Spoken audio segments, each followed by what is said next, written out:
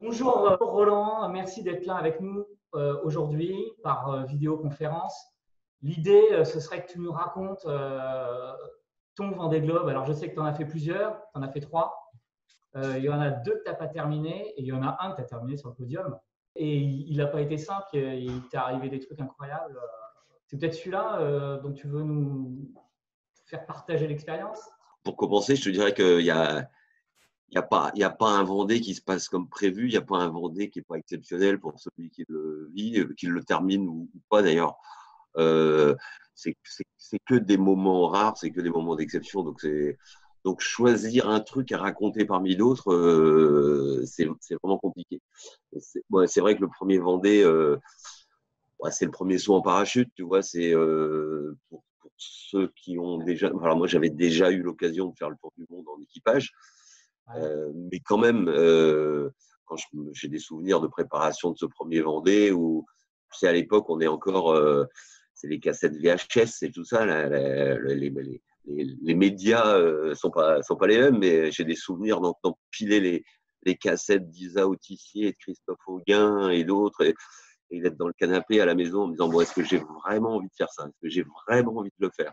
Et, euh, et donc, ouais, ce premier saut en parachute-là, bah, il t'amène dans cet inconnu-là que tu connais quand même un petit peu parce que tu l'as vécu avec d'autres et tu as vécu d'autres. Mais bon, il n'en reste pas moins que c'est un certain nombre de jours tout seul. Donc, c'est pas neutre. On va revenir sur le Vendée Globe 2001, donc le premier auquel tu participes, qui marque aussi dès le départ un temps fort, puisque je crois que c'est celui qui a été où il y a eu un report de 4 jours parce qu'il y a eu une énorme tempête dans le golfe de Gascogne, qui a fait un petit peu débat, mais bon, finalement, tout le monde a attendu que ça se calme et est parti. Est-ce que c'était vraiment calme quand vous êtes parti? Je crois que vous êtes allé dans le dur tout de suite. Écoute, c'était bien plus calme que ce qu'on avait le week-end précédent, qui de toute façon, pour revenir sur cette anecdote, on savait 3 jours avant le départ qu'on ne pourrait pas partir. De toute manière, non seulement on ne pourrait même pas sortir les bateaux du port, et l'organisateur de l'époque, pour se défausser, en fait, nous a laissé, nous les coureurs, décider à sa place, quoi. Comme ça lui retirait sa responsabilité. Enfin bon, bref, c'était une autre époque, on va dire. Et on part, ouais, on part le jeudi suivant. Alors, c'était assez chouette. Alors, pour nous, les coureurs, je pense, parce que on imagine quand même la pression qu'on a sur un départ de Vendée. On imagine, enfin, moi je l'ai vécu, donc bon, c'est comme la soupape, elle est quand même sévère, même si on est rentré dans son monde intérieur, même si on a fait son protocole de préparation sportive, mentale et autres. C'est super fort de dégager du chenal, de quitter la terre et appréhender la mer. Donc, en fait, on s'est retrouvé dans un petit sas de décompression pendant 3 jours, là, le lundi, mardi, mercredi, pour repartir le jeudi super, super en forme. Ça m'empêche pas quand même, moi, sur le départ, dans le parcours côtier, là, moi, j'ai failli, mais à 20 centimètres près, me percuter une vedette d'accompagnateur, enfin de passager. Ce qui m'a coûté la casse d'une dent parce que j'ai dû me précipiter sur mon pilote et donc je pars avec une dent cassée. Donc pas terrible. Dans les premières heures de la première nuit, en fait, j'ai un problème de drisse, de drisse de voile d'avant. Et en fait, je décide de rentrer parce que ma dent, j'ai quand même un petit doute en arrière-pensée. Et l'histoire de la drisse abîmée, là, je me dis, allez hop, je prends la décision, je rentre, ce qui est quand même raide. Je passe quelques heures au sable et en fait, on partait à l'avant d'un petit front, en fait, enfin d'une petite dépression qui était moins forte que celle du week-end précédent. Et ce qui fait que moi, les heures que j'ai passées au Sable d'Olonne, en retour, le vent était déjà passé au nord-ouest après le front. Et 3 jours après le départ, je me retrouve troisième. À l'époque, c'est la bagarre avec qui en tête? Ben, il y avait Mich, il y avait Parlier, il y avait Thomas, Coville, il y avait, oh là là, et j'ai pas révisé mes gammes parce que je me mélange dans mes différents Vendées. Ouais, il y avait une bonne petite troupe quand même, ouais.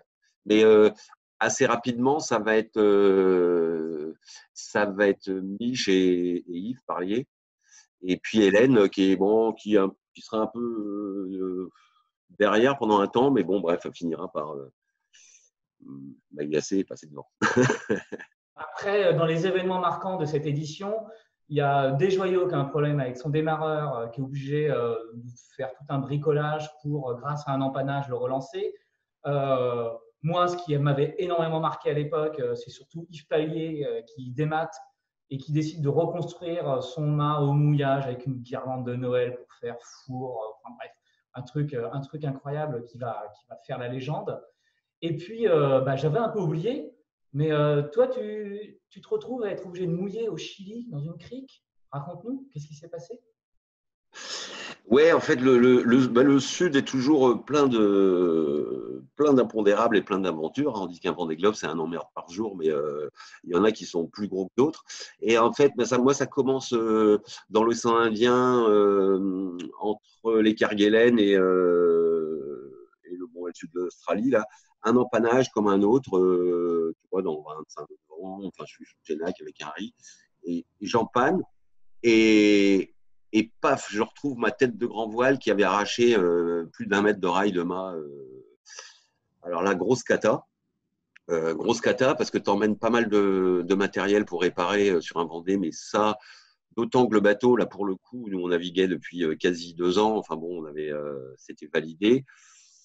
Et donc, je me retrouve avec ma grand voile sur le pont, dans la grosse déprime. Je veux dire que c'est des moments qui sont dédiés à des Vendée Globes, ça aussi, parce que comme tu rentres pas à l'hôtel le soir, tu as le temps de rubiner longtemps. Et en fait, l'explication, elle est assez simple. À cette époque-là, le rail de grand voile, donc on fixe sur l'arrière du mât, il est taraudé, il est fileté dans le carbone du mât. À cette époque-là, on n'a pas de hook sur nos grands voiles, donc c'est la drisse qui fait la tension. Et à chaque point de riz, on a environ 60 cm de rails qui sont renforcés avec des vis doublées en inox. Sinon, l'ensemble des vis était en aluminium pour moi à l'époque pour gagner du poids. Et lors d'un contrôle estival, en fait, on avait démonté tout le mât, le contrôle avant le Vendée.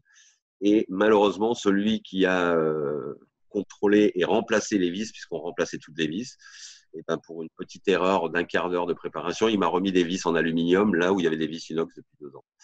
Et ça, je vais m'en apercevoir en fait quand je vais avoir le rail de grand voile dans les mains avec des petits copeaux d'aluminium qui sont restés dans le rail.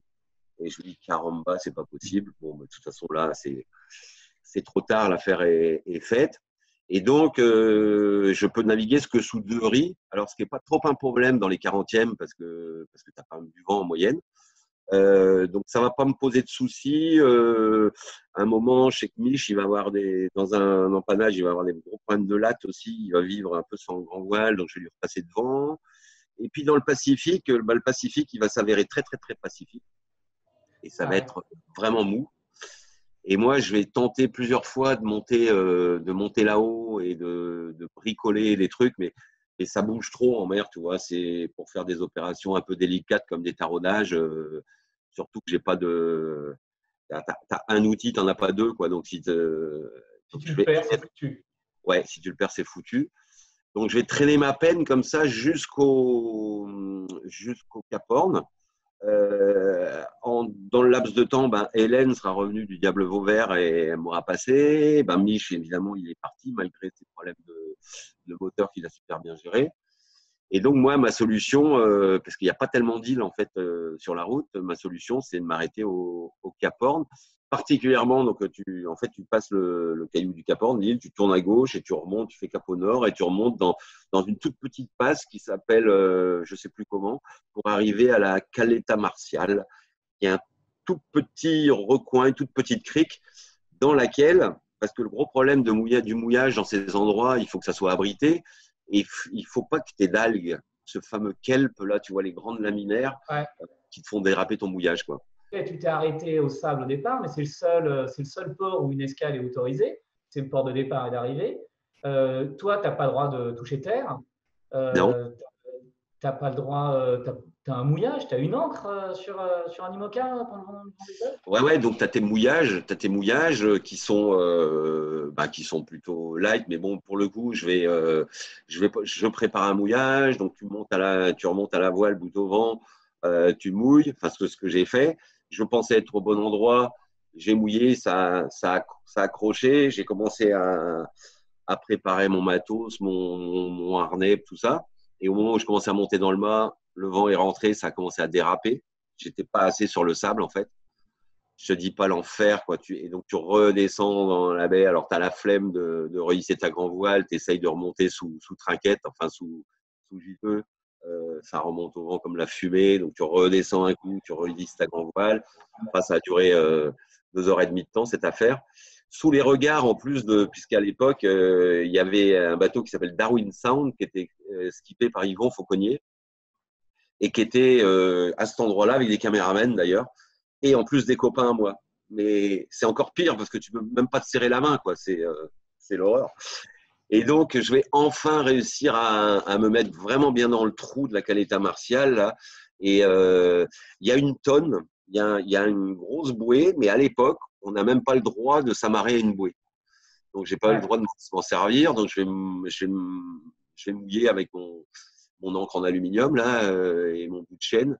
Et en fait, je vais monter dans mon. Alors, il faut dire que pour le gag aussi, en fait, la réparation du rail, donc j'avais un peu plus de 1 mètre de rail. J'avais donc des taraudages de diamètre 8 à faire, mais mon rail était percé avec des vis fraisées au diamètre 6. Je n'avais pas de fraise pour fraiser, pour que les têtes de boulon ne dépassent pas du rail.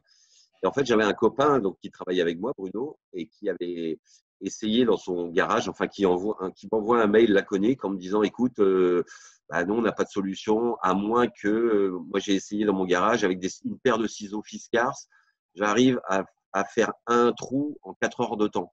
Et j'avais 14 trous à faire, tu vois. Et donc, j'ai passé mon océan Pacifique à agrandir mes trous de rail aux ciseaux Fiskars. Comme quoi, quand on a du temps et qu'on a envie, on peut faire. Tout Et est bon, possible. bref. Et je vais monter donc ça va être une nuit un peu galère parce que je vais monter. J'ai pas pour très longtemps de réparation. J'ai pour 2-3 heures de réparation. Mais là, le vent va commencer à rentrer. Il y a des grains de neige, il y a des grains de grêle et tout. Et à un moment, j'ai les mains gelées dans le mât. Il faut que je redescende. Enfin, bon, je vais passer, je crois, 18 ou 19 heures en mouillage. Le temps que ça mollisse, quoi. Et puis je vais repartir avec le.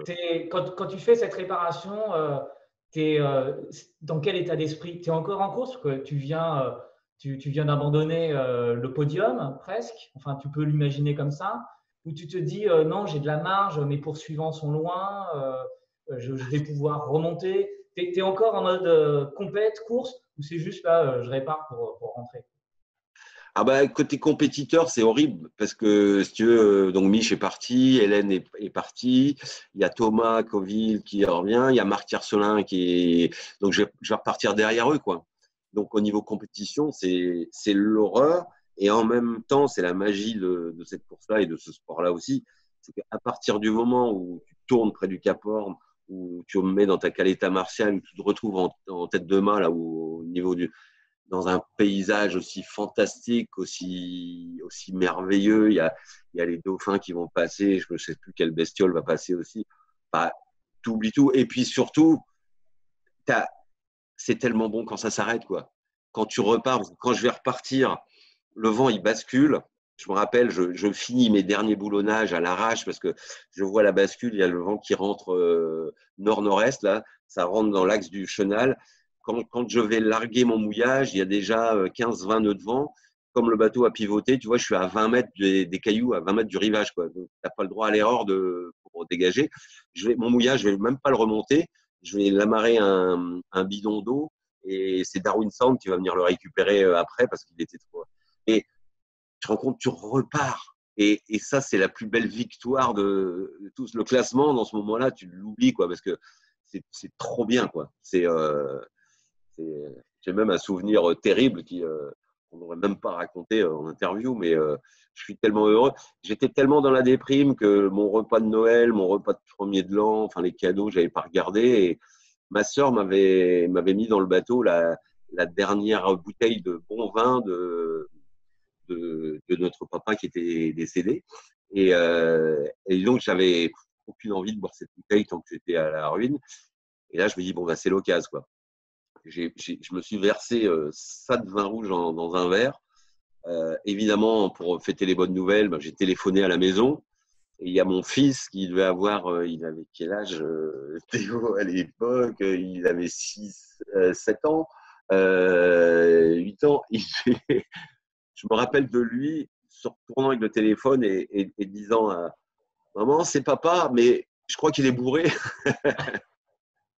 Et là, mais c'est des moments incroyables. C'est des moments incroyables. Et ensuite, si tu veux, ben, ça sera chouette. Évidemment, je vais faire que troisième. Enfin, c'est quand même un podium, mais il va y avoir cette remontée de l'Atlantique là où je suis en régate, fier du job que j'ai réussi à faire. Au final, tu rattrapes, d'abord, ta réparation tient jusqu'au bout, et puis tu rattrapes le retard, quoi.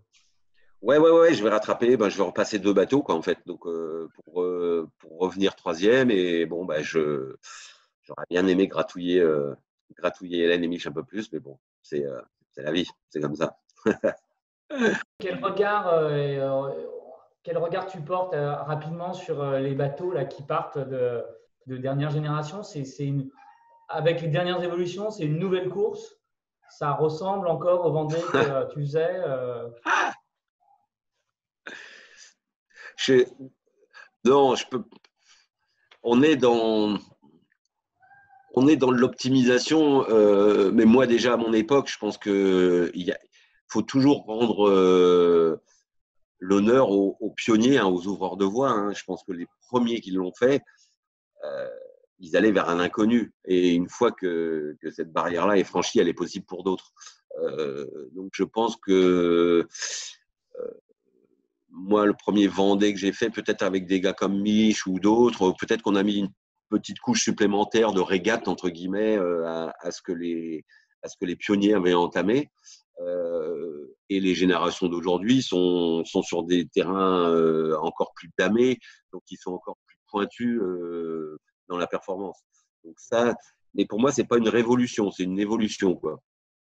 C'est pas ensuite, même si tu mets 20 jours de moins à faire un Vendée aujourd'hui, les nuits elles durent toujours le même temps et la distance du sud elle est toujours la même et donc les coups de blues ils peuvent être les mêmes.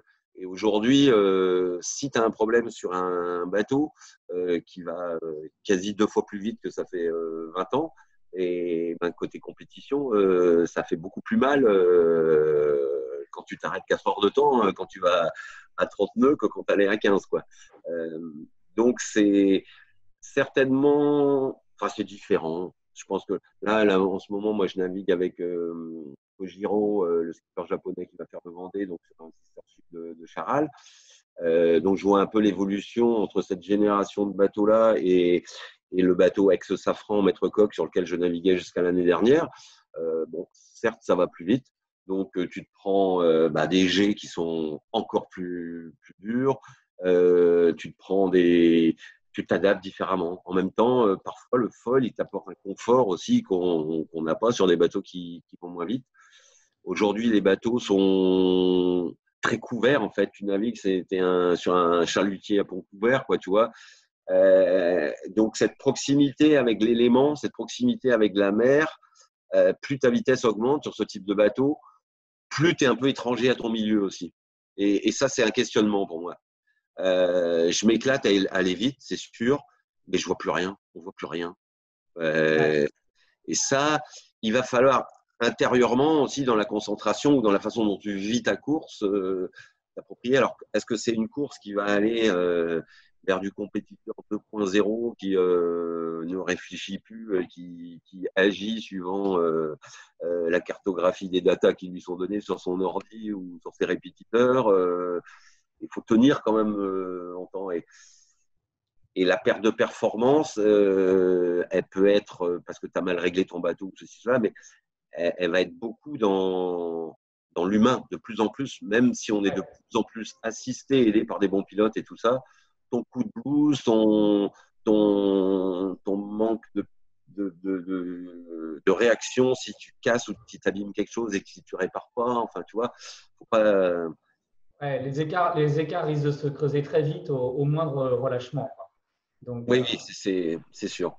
Donc voilà, donc c'est une optimisation de la compétition au sens large, parce que le milieu nautique au sens large, les équipes, elles se sont étoffées.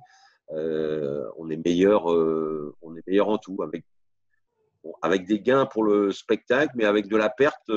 Franchement, moi, à bord, une fois que tu as fini de regarder ton speedo, ton GPS qui fait aller à des vitesses de dingue, entre nous, parfois tu t'emmerdes vraiment. Bon, bah, écoute, je te remercie d'être revenu avec nous sur ce premier Vendée Globe pour toi qui fut gagnant malgré toutes ces péripéties. Et puis, je te souhaite de bien coacher ton navigateur japonais, c'est ça? Si j'ai bien compris, Arigato. voilà. Merci beaucoup et à très bientôt. Ciao. Salut. Ciao, ciao.